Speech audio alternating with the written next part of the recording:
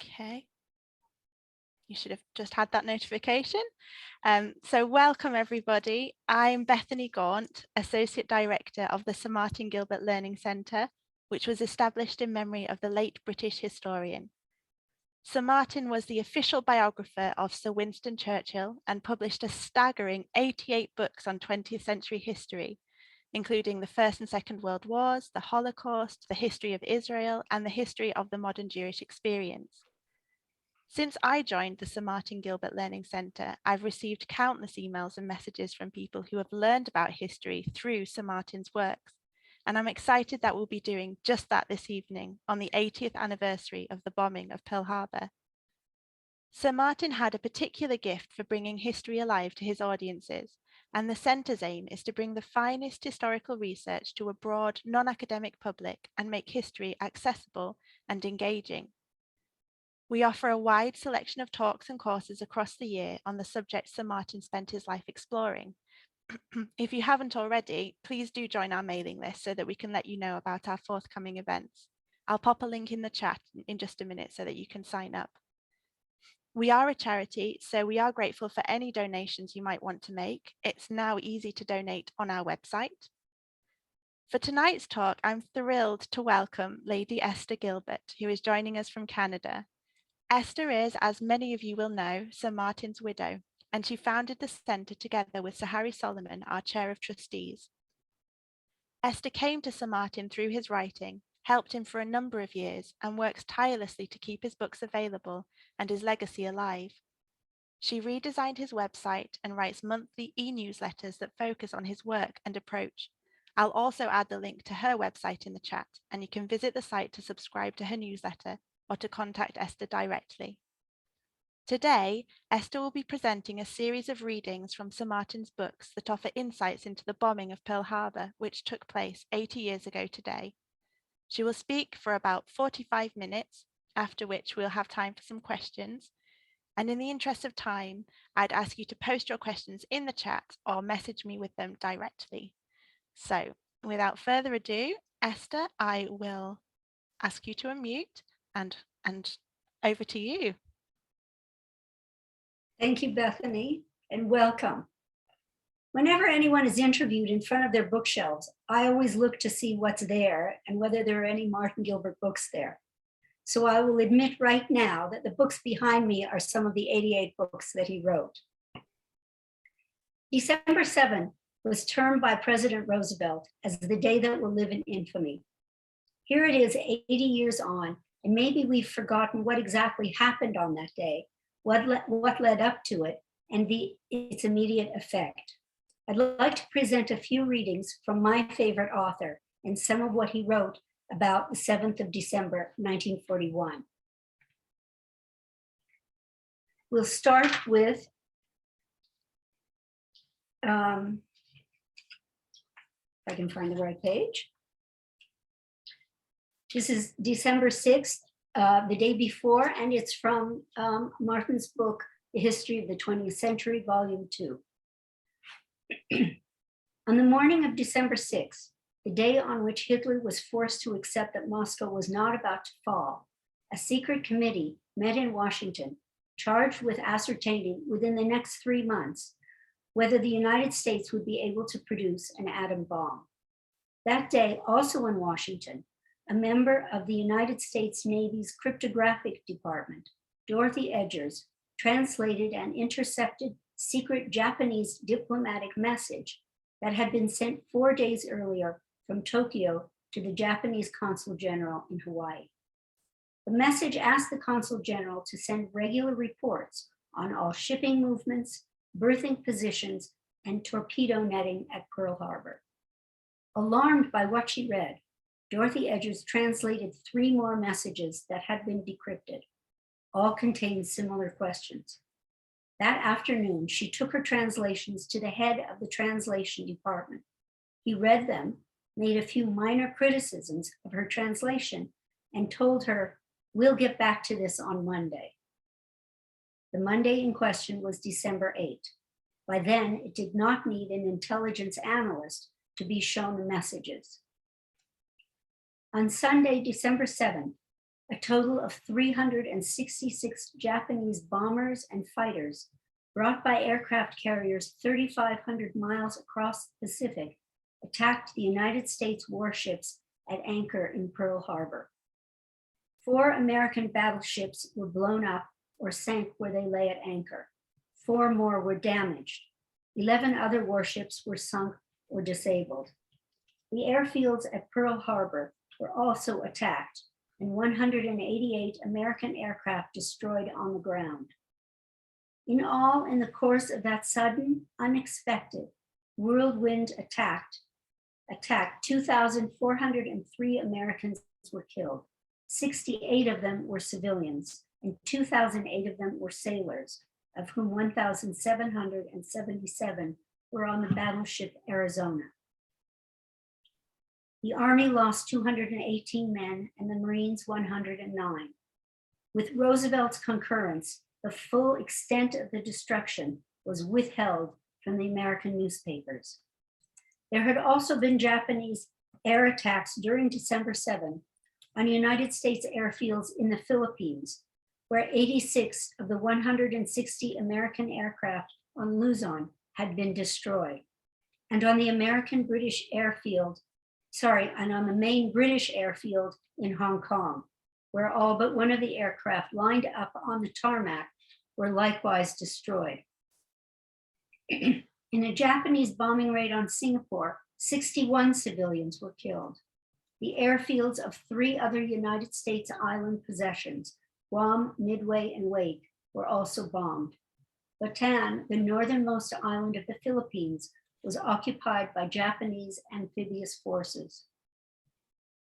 At 12:25 a.m. local time on December 8, 70 minutes before the attack on Pearl Harbor across the international dateline, a Japanese fleet carrying 24,000 combat troops from Indochina had reached the shores of Malaya at Kota Bharu, where despite heavy seas, a landing was effected within 2 hours. The British Empire had been attacked by Japan. On the China coast, Japanese troops seized the small American garrisons at Shanghai and Tientsin. The Second World War had entered a new, destructive, and all-encompassing phase. Hitler, whose troops had just suffered their first setback in front of Moscow, was elated when the news of the Japanese attacks reached him. "Now it is impossible for us to lose the war," he told a German diplomat. "Now we have an ally who has never been vanquished in 3,000 years." On the day after the Japanese onslaught on Pearl Harbor, Roosevelt told Congress, "Yesterday, December 7, 1941, a day which will live in infamy, the United States of America was suddenly and deliberately attacked by naval and air forces of the Empire of Japan. No matter how long it may take us to overcome this premeditated invasion, the American people in their righteous might will win through to absolute victory." As Japan went on the offensive, Hitler ordered his troops in Russia to take up defensive positions. Russia would be his military preoccupation until he could launch another offensive, perhaps in 6 months' time. He could no longer plan to invade Britain in 1942. On his return to Berlin on December 9, he was told that Roosevelt would do all he could to avoid war with Germany, and thus not have to wage war on and across 2 oceans. Hitler ought to have been encouraged at this news. The United States and Germany were not at war, and with America forced to focus all her energies on the war with Japan, Hitler might not have to face even America's existing naval activity in the Atlantic in support of Britain. Hitler felt no sense of relief at the thought of continuing American neutrality. Instead, he was about to make what was arguably his single greatest mistake of the war. On December 9, he told the German naval commanders that they could begin operations against American ships even within the Pan-American Security Zone in the Western Atlantic. Still, he did not declare war on the United States, but he had moved, like the Kaiser before him, into dangerous waters. Germany's actions against American ships in 1916 had brought the United States into the war as Germany's newest, freshest, and ultimately most effective enemy. In Berlin, the American diplomats waited, uncertain as to what would happen. One of them, George F. Kennan, recalled in his memoirs how 4 days after Pearl Harbor, quote, "We lived in excruciating uncertainty as the Germans deliberated whether or not to support their Japanese associates by declaring war on the United States.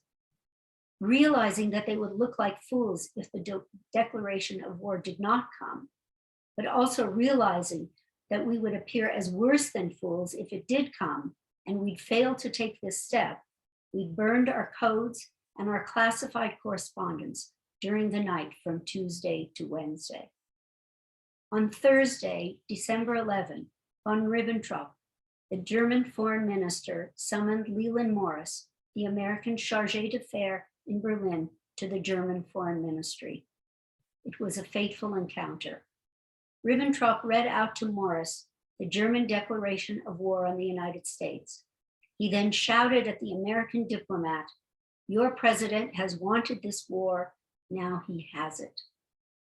Hitler had declared war on the United States. By this single act, he made the United States a belligerent in the struggle for the mastery of Europe that was then entering its third year. Within 2.5 years of Hitler's challenge, a vast American army was to land against Hitler in Northern Europe and to pursue his forces into the heart of Germany.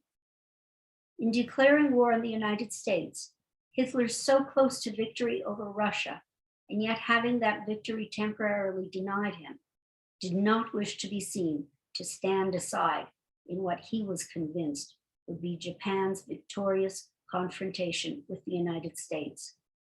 He remained confident that within 12 months, he would be the victor in the East against Russia. Britain would be isolated and alone. Japan would be master of the Pacific and of Southeast Asia. The Hitler-Hirohito axis would divide the world and spare the spoils.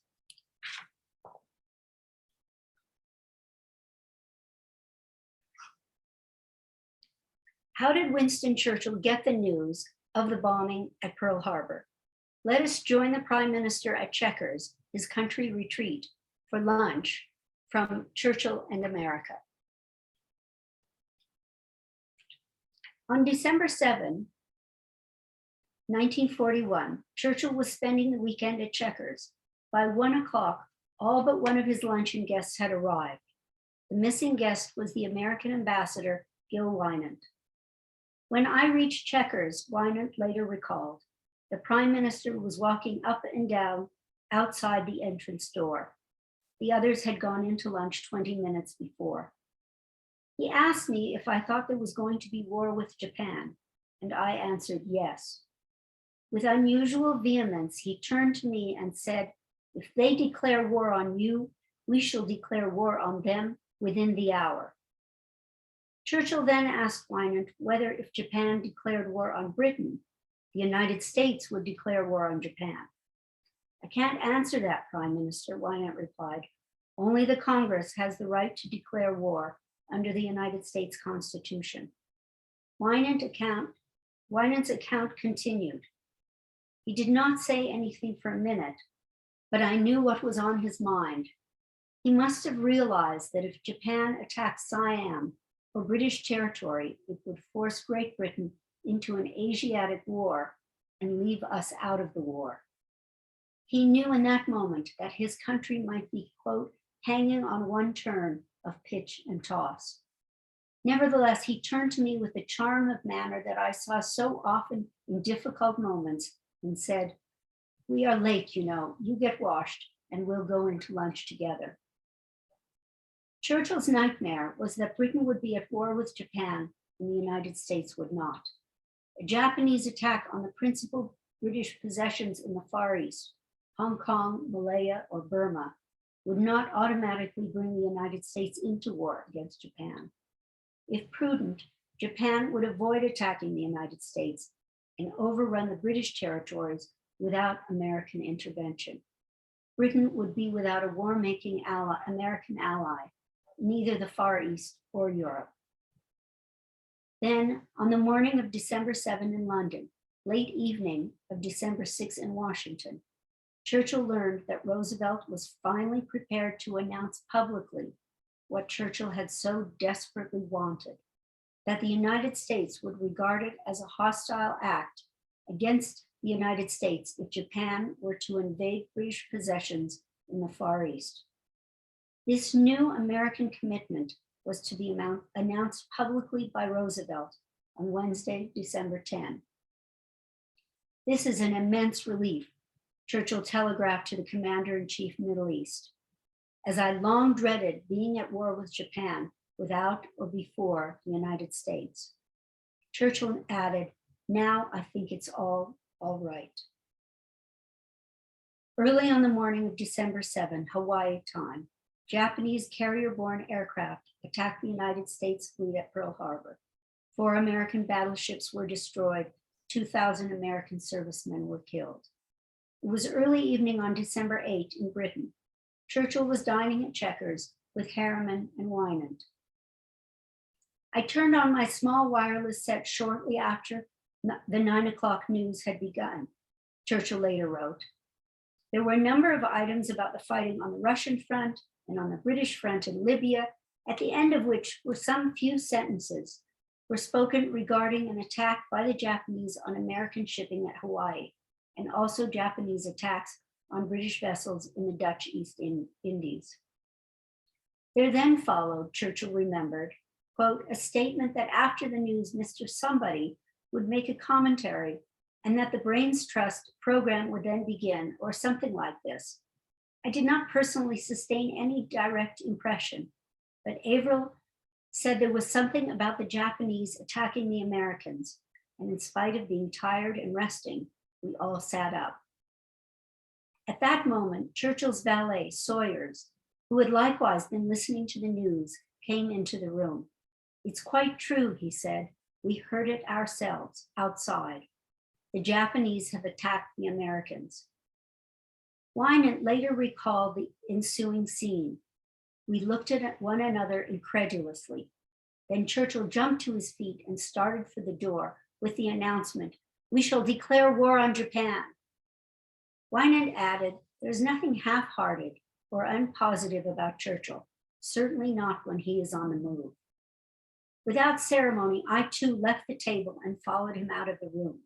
Good God, I said, you can't declare war on a radio announcement.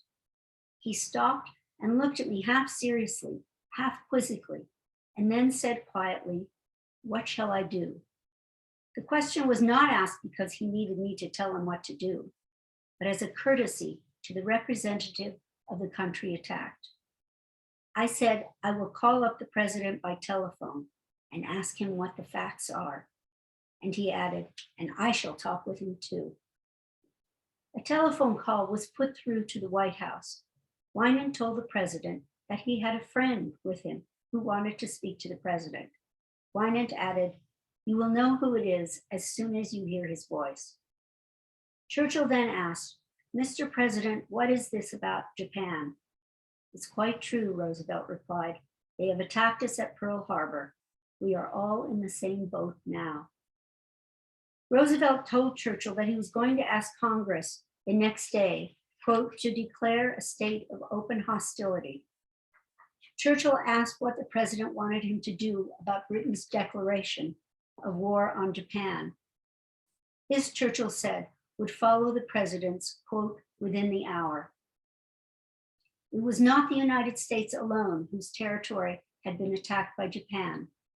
Soon after the first excitement, Churchill's principal private secretary, John Martin, later recalled, I was able to obtain on the telephone from the Admiralty news of the Japanese attack on Malaya.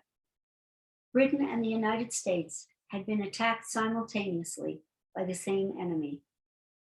Churchill went to bed that night knowing it could only be a matter of a few hours before America was at war with Japan. This was indeed so. The Senate passed an all-out declaration of war 82-0, Roosevelt telegraphed him on December 8, and the House has passed it 382-1. Roosevelt added, "Today, all of us are in the same boat with you and the people of the empire, and it is a ship which will not and cannot be sunk."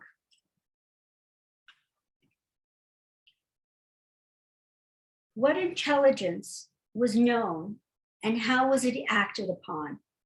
We will begin in December 1941, this from Sir Martin's Second World War.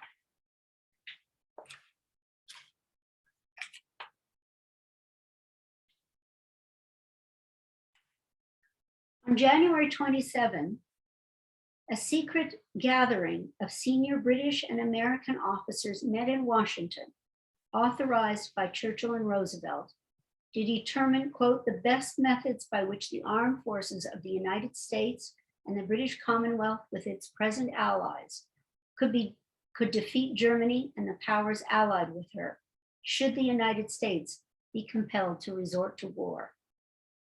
These American-British conversations, given the code name ABC, went so far as to envision an eventual, quote, "unity of field command in cases of strategic or tactical joint operations."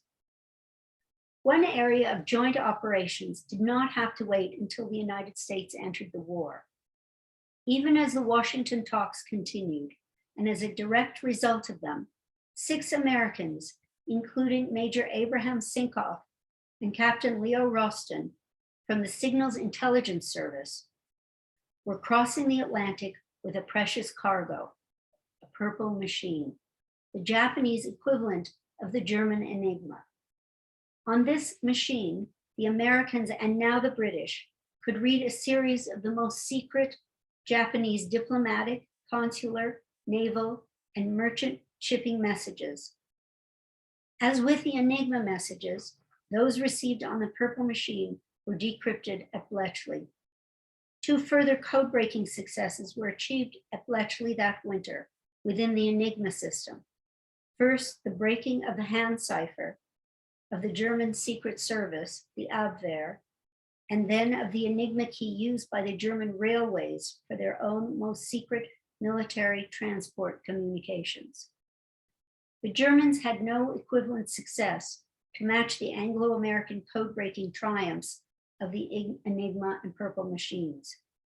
It was from the far less comprehensive world of local and tactical signals interception and from individual agents that they gained much of their secret information. On January 28, the German-born Waldemar Ottmer, who lived in America since the age of 10, sent the German intelligence the details of American shipping sales to Britain. As Agent A2018, Ottmer reported regularly and in detail on American naval preparations on the eastern seaboard of the United States. We turn now to March. This is from Martin's biography, 1-volume biography, Churchill Alive. During the last week of March, as a result of Britain's ability to read the Japanese top secret diplomatic telegrams, Churchill was able to follow the travels and talks of the Japanese Foreign Minister Yosuke Matsuoka in Rome, Berlin, and Moscow. While in Berlin, Matsuoka was pressed on Hitler's authority to agree to a Japanese attack on British possessions in the Far East as soon as possible.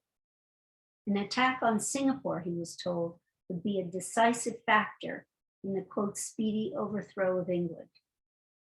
Reading Matsuoka's own top secret account of this German pressure, Churchill decided to send him a message which Matsuoka could read during his return journey to Japan through Moscow on the Trans-Siberian Railway. The message contained 8 questions designed to make Japan pause before committing its fleets and armies against Britain. Questions Churchill wrote to Matsuoka, which seemed to, quote, deserve the attention of the Japanese government and people. The questions read, 1. Will Germany, without the command of the sea or the command of British daylight air, be able to invade and conquer Great Britain in the spring, summer, or autumn of 1941? Will Germany try to do so? Would it not be in the interests of Japan to wait until these questions have answered themselves? 2. Will the German attack on British shipping be strong enough to prevent American aid from reaching British shores, with Great Britain and the United States transforming their whole industry to war purposes? 3. Did Japan's accession to the Triple Pact make it more likely or less likely that the United States would come into the present war? 4.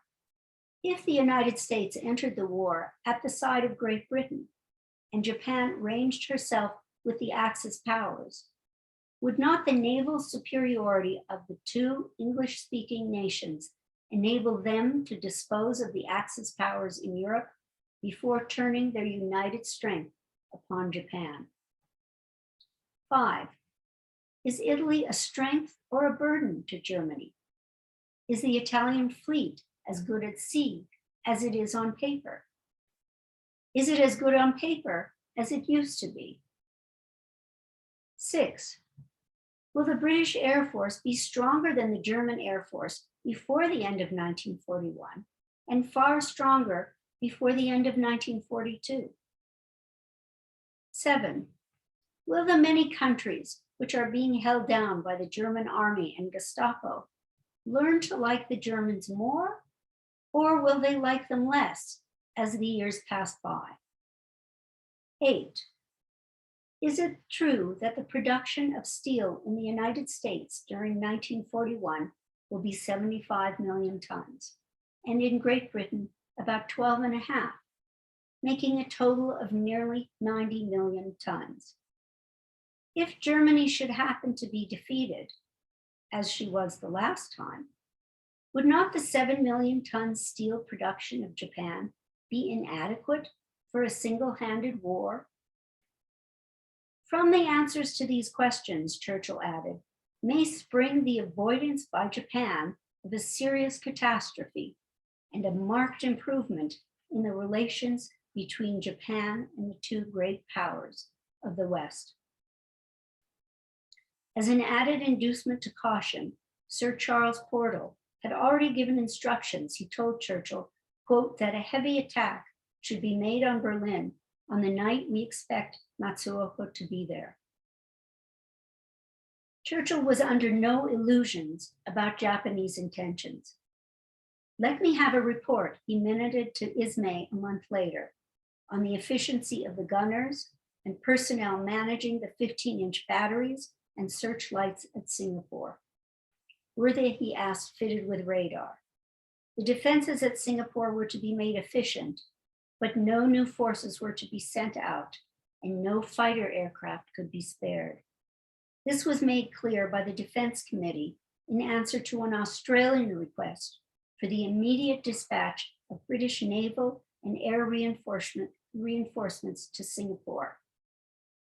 But in the event of a, quote, serious major attack by Japan on Australia, Churchill remarked, we would abandon everything to come to their help. That, however, did not mean we would give up on our great interests in the Middle East on account of a few raids by Japanese cruisers. The painstaking buildup of Britain's military strength in the Middle East could not be jeopardized. Middle East there being Egypt. We now return to Martin's Second World War, continuing the chronology. If I can find it, September. On September 24, the Japanese consul in Hawaii, Nagai Kita, was instructed to divide Pearl Harbor into 5 zones and to report back to Japan on the precise number of warships moored in each zone. American signals intelligence in Hawaii intercepted this message, but having no decrypting facilities, had to send it back to Washington by Pan Am Clipper. It was only one flight a week, but the weekly flight on September 26th was canceled because of bad weather. The intercept was therefore sent by sea, reaching Washington on October 6th. Shortage of decrypting staff and the fact that the message was not the very highest grade of codes led to a further 3 days delay. But even then, with the message finally decrypted, it was not considered to be more than a routine espionage assignment, typical of those in a dozen other places, such as similar orders which were being decrypted from Japanese agents in Manila, Panama, and Seattle. And now to November. On November 25, from Washington, Admiral Stark informed Admiral Kimmel that neither Roosevelt nor Cordell Hull would be as surprised if the Japanese were to launch a surprise attack. An attack on the Philippines would be, quote, the most embarrassing. Stark thought that the Japanese would probably attack the Burma Road. Admiral Kimmel, in command of the Mid-Pacific base at Oahu, of which Pearl Harbor was a part, was at that very moment in discussion with General Short about sending warships away from Pearl Harbor in order to reinforce Wake Island and Midway Island. Could the Army help out the Navy? Kimmel asked Short, but it seemed that the Army had no anti-aircraft artillery to spare. American intelligence knew from an intercepted Japanese diplomatic message that the rulers of Japan had set November 25 as their deadline for the working of diplomacy and for an agreed end to the American economic sanctions against them. If no solution was agreed by then, the intercepted messages read, quote, things will automatically begin to happen. What those things were was not explained. But on November 25, Japanese troop transports were sighted off Formosa, heading toward Malaysia. On November 26, unobserved by the Americans, the Japanese First Air Fleet sailed from the Kurile Islands toward the international dateline, maintaining complete radio silence. As Japanese warships made what was in fact their way toward Pearl Harbor, the United States gave the Japanese negotiators in Washington the American terms for a settlement. Japan must give up the territory she occupied both in China and Indochina, must end recognition of the Chinese puppet government at Nanking, and must withdraw from the Axis. On November 27, Roosevelt and his advisors decided that Japan was now bent on war. Hostile action possible at any moment, the War Department in Washington telegraphed to General MacArthur in the Philippines. If hostilities cannot be avoided, the telegram continued, the United States desires that Japan commit the first overt act.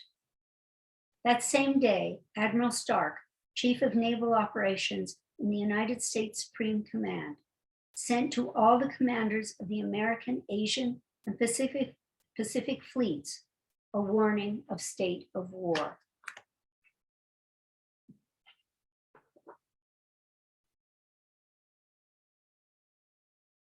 Martha was one of the few historians to weave the murder of the Jews of Europe into the history of the war itself. And in his writings about the Holocaust specifically, he always gave his readers the context of what was going on elsewhere at that time. This is from his book, The Holocaust.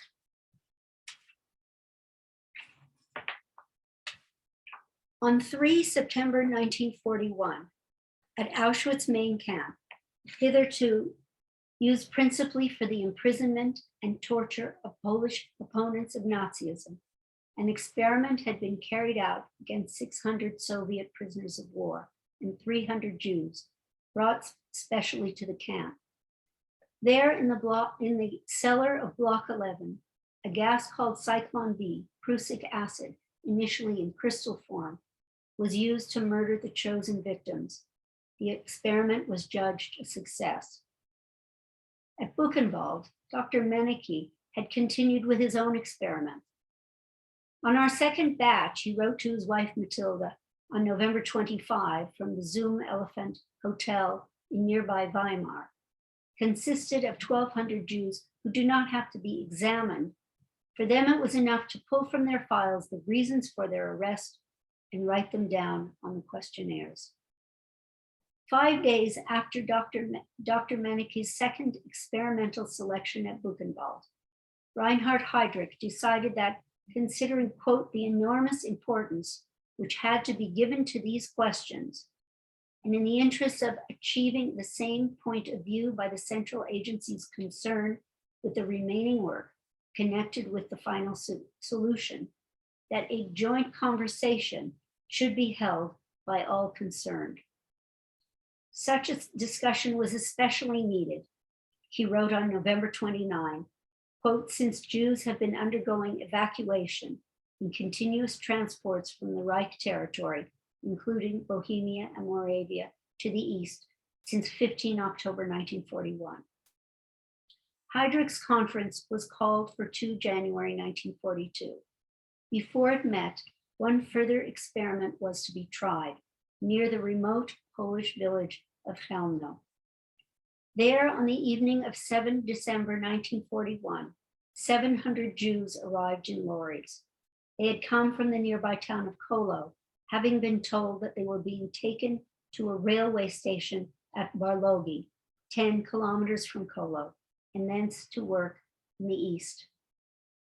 Michael Podklebnik, one of the Jews assembled by the SS at the Jewish Council building in Kolo, but himself registered as a resident of nearby Bugaj, later recalled how, quote, I brought to the lorry my own father, my mother, sister with 5 children, my brother and his wife, and 3 children. I volunteered to go with them, but was not allowed. Podklebnik also saw how a Jew by the name of Goldberg, the owner of a sawmill, quote, approached the Germans with a request to be appointed manager of a Jewish camp in the east. His application was accepted and he was promised the requested position. It was not to the Barlogi railway station, however, but to the small villa known as the Palace or the Mansion on the road to Chełmno that the 700 Kolo deportees were brought and kept there overnight. On the following morning, December 8, 80 of the Kolo Jews were transferred to a special van. The van set off toward a clearing in the Chełmno woods, a few miles away on the river Ner. By the time the journey was over, the 80 Jews were dead, gassed by exhaust fumes channeled back into the van. Their bodies were thrown out of the back of the van and it returned to the mansion. After 8 or 9 journeys, all 700 Jews from this first day's deportation from Kolo had been gassed. For 4 more days, until December 11, the lorries came to Kolo. Each day, up to 1,000 Jews were deported, as they believed, to the east, to agricultural work, or to work in factories. Michael Podklebnik later recalled how on the last day, when it was the turn of the sick Jews of Kolo to be deported, the drivers were advised, quote, to drive slowly and carefully. All went to Chełmno, the sick and the able-bodied alike, men and women, all were gassed there on the morning of their arrival. The new scheme was now in being, the deportation of whole communities to work in the so-called East, a deception which was followed by the immediate murder of the community by gas. On 7 December 1941, as the first 700 Jews were being deported to the death camp at Chełmno, Japanese aircraft attacked the United States fleet at Pearl Harbor, unknown at the time either to the Allies or to the Jews of Europe. Roosevelt's day that would live in infamy was also the first day of the final solution. We know now that because Hitler declared war on the United States, the meeting, that Heydrich's meeting was postponed until January 20th and met at the Wannsee Villa near Berlin in Germany. And there's a short clip of Martin at the Wannsee Villa describing what happened there that's on his website. And now finally, how did Churchill respond to the 7th of December, and what did it mean to him? This is from Martin's book, Churchill, The Power of Words, on Churchill's speeches and writings. On December 7, 1941, Japan attacked the United States naval base at Pearl Harbor and moved with its naval and air forces against American possessions in the Pacific Ocean, Guam, Midway, Wake Island, and the Philippines. Japanese forces also attacked British possessions in Southeast Asia, Hong Kong, and Malaya, and the Netherlands, East Indies. Looking back at this fateful moment, Churchill wrote in the Second World War, and you'll be relieved to know that I'm not doing this in Churchill intonation or accent. We'll struggle through with Esther's intonation.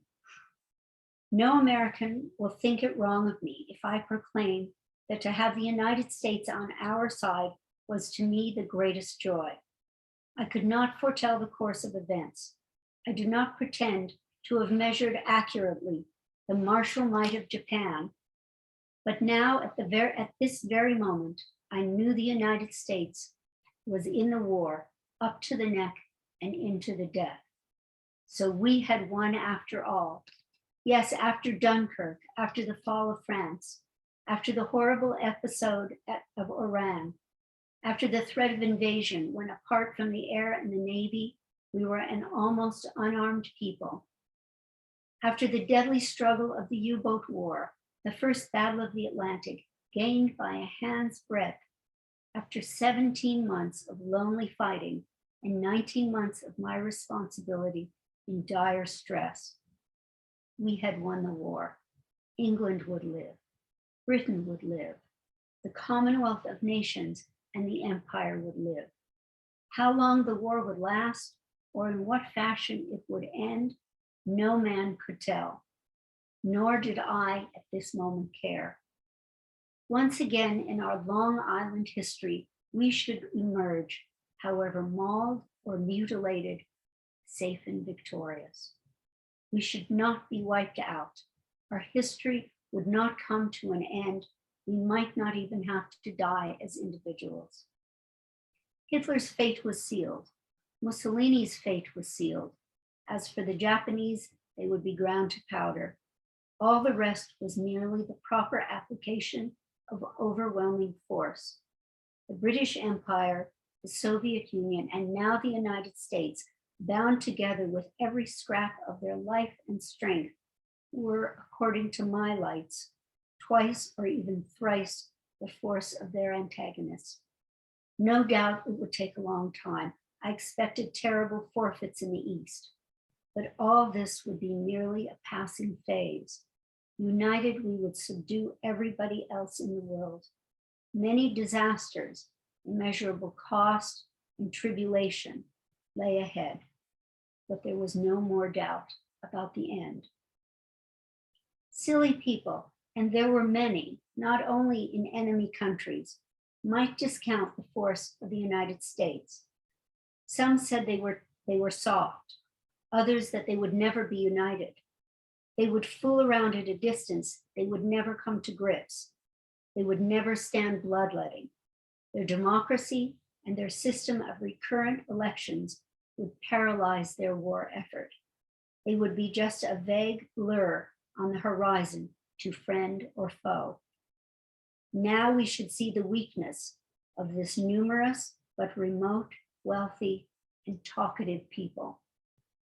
But I had studied the American Civil War, fought out to the last desperate inch. American blood flowed in my veins. I thought of a remark which Edward Grey had made to me more than 30 years before, that the United States was like a, quote, a gigantic boiler. Once the fire is lighted under it, there is no limit to the power it can generate.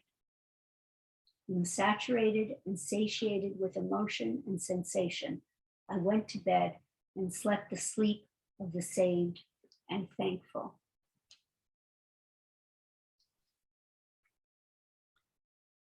Thank you so much, Esther. Thank To you. paraphrase the American newscaster Walter Cronkite, that's the way it was, December 7, 1941. I'd just like to add a postscript that due to the pandemic, the Sir Martin Gilbert Learning Center was forced to embrace technology. On the upside, our attendees this evening are joining us from at least 5 different countries. We hope that through the center, which bases itself on Martin's work and his approach to it, we will all be able to learn from the past, to understand the present, and try to influence the future. Our work at the center is dependent on your donations, and we are grateful for your consideration in that. Thank you. Thank you, Esther. I'm sorry for jumping in on you there. Oh, no. That was so enlightening. Thank you. And I know that a lot of work went into selecting the bits that you read about today, and it really helped build a mosaic picture of what happened 80 years ago, which has really brought it alive. Thank you very much for that. We've got a slightly shy audience, but I have received a few private questions, so I hope I can put a few of those to you if that's okay.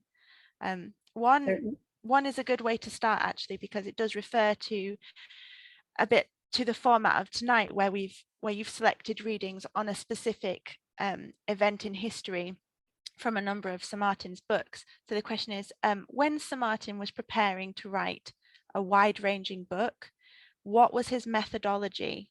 Did he write in chronological order, or did he choose key moments and work around those dates? I don't know if you'll be able to shed some light on that for us.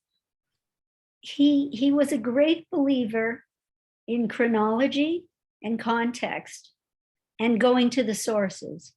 So really the best way to understand his methodology and how he learned was through his book In Search of Churchill, which is his most autobiographical. He began working for Randolph Churchill, Winston's son, as part of the research team, writing the multi-volume biography, which I think I can point up to. It's the top shelf there. And when Randolph died, Martin was asked to take on the writing of the biography, and he finished 6 of the 8 volumes of narrative biography. His method, when he went through the Churchill papers, and there were 15 tons of it, he had a mentor who told him while he was going through the papers, if he found things that were interesting, to make a note of it, to make a copy of it, because at some point he might want to write about it, and then he'd have that available. So he did that, and that's when he really developed his archive and developed his interests. But he originally wrote with pen and ink, and the original cut and paste, except he used sellotape, Scotch tape, to tape quotes in to what he was writing. But he wrote it by hand, and he really based it on the chronology and built up from the chronology. And it was actually very helpful for me in looking for things, because he lists the dates, and I knew exactly where we were at any point. In many of his histories also, he puts the year at the top of the page, so we know exactly what year we are. And in his Churchill A Life, and I think some of the others, he also puts Churchill's age at that point, so we know where Churchill was at that point. I hope that answers the question. I think it definitely does. Thank you. We've got some more niche comments. So I've received one that says, can you ask if Sir Martin ever commented on the New York on the New York Times hiding of the Jews' murder. I don't know if Oh, you'll be able yes, to he answer that in did. real time. You did. You He did. did. Yes. It's called Auschwitz and the Allies. Okay. It's the story of how the news of Auschwitz got out, and what was known and how it was dealt with. There's also in Churchill and the Jews, his description of how Churchill found out what was going on and how he reacted. And he can explain it much better than I can. So I suggest you refer to those books. And his website, martingilbert.com, has all the books, and you can read about them and order them through Amazon or whatever.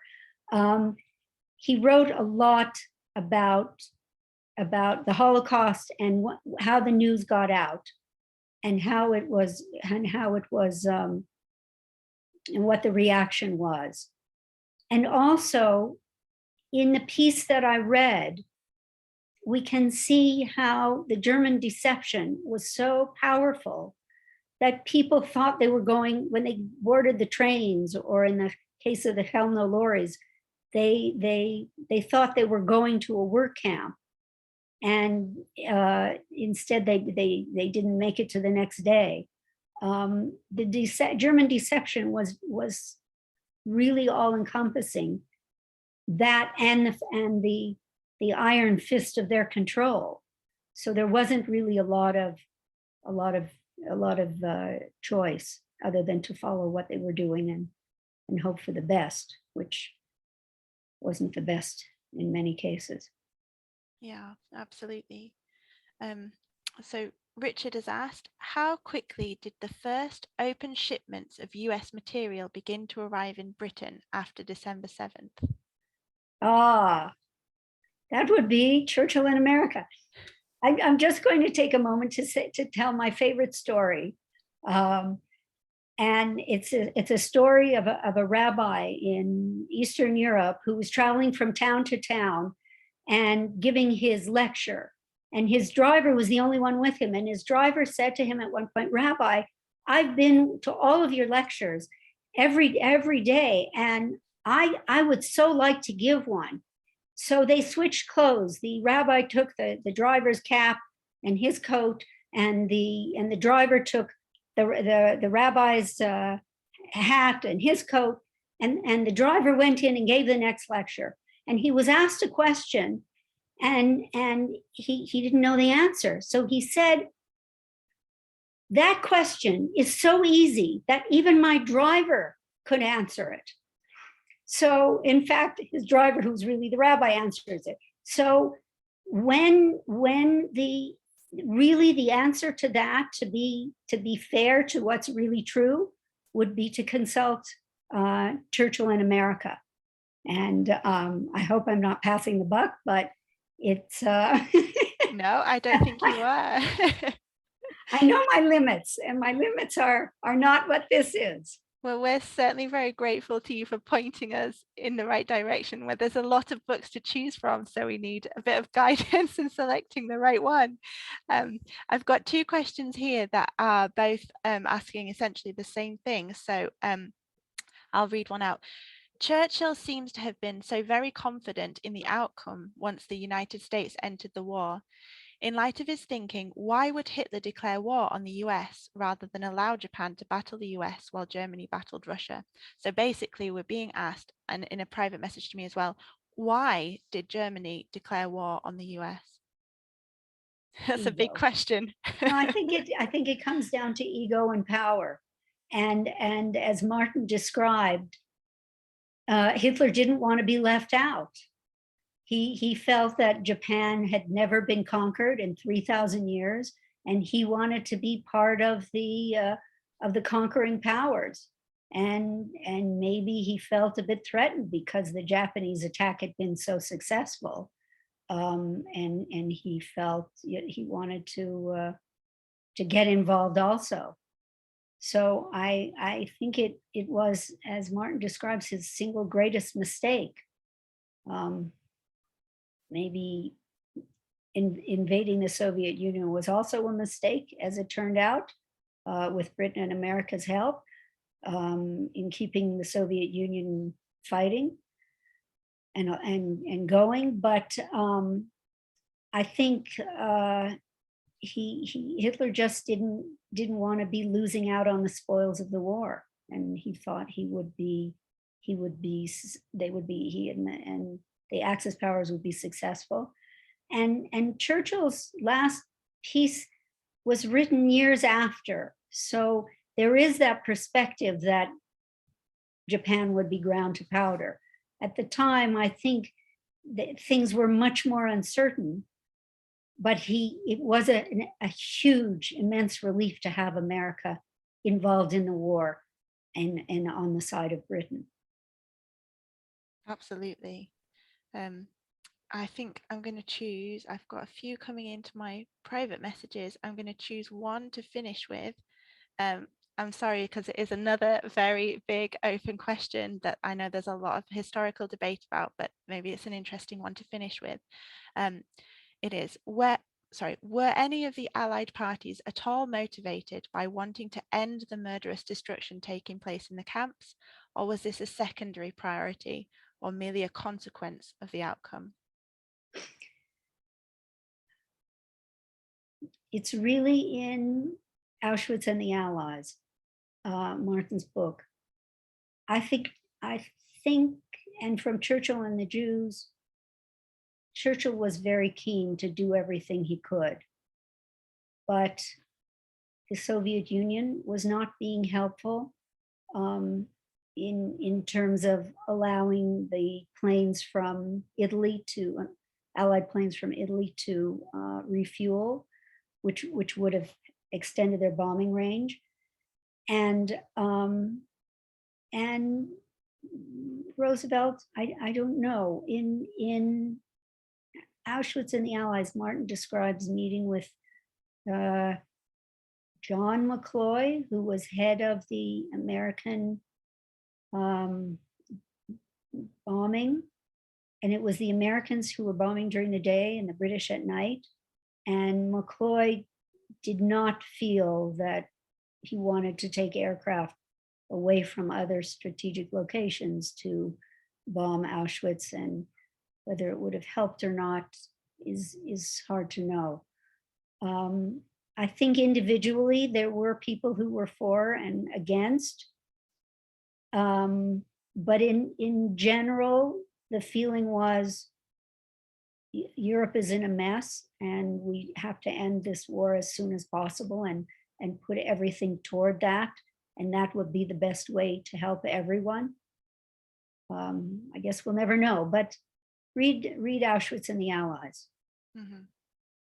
That's received several recommendations this evening, so definitely one for us all to read. I don't know if there's anything else you'd like to say before I wrap up, Esther. No, but I haven't had a chance to look in the chats, but thank you all for coming. And if this works, this format, maybe we'll do it again. And if you're all asleep, it's time to wake up now. And thank you for being such a quiet and attentive audience.